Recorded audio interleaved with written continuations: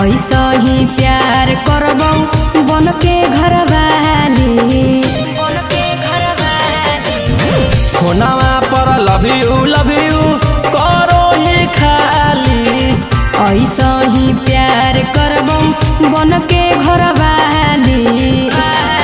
अगे कौची करमी जब तोर मंगिया टिक देबोगे। छौड़ा नीचला डबरिया तोरे लिख देबौ रे। छौड़ा बाऊ के जमीनिया तोरे लिख देबौ रे।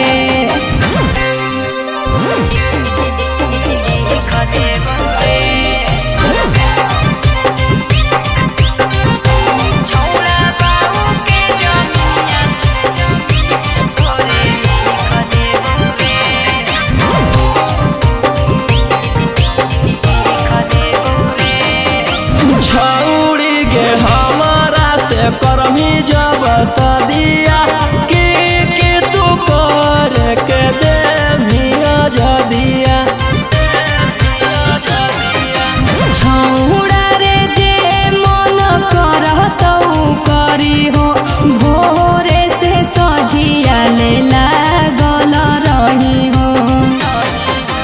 कैसे होबो हो नेट पर हम सीख लेबोगे।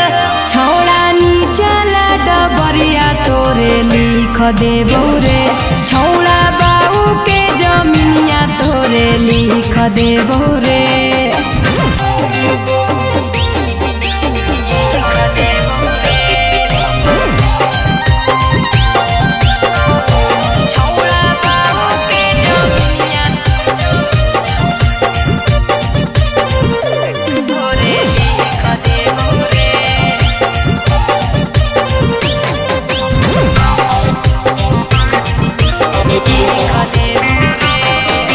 छौड़ी गे कोरा में सुतैबौ हमरो जगे।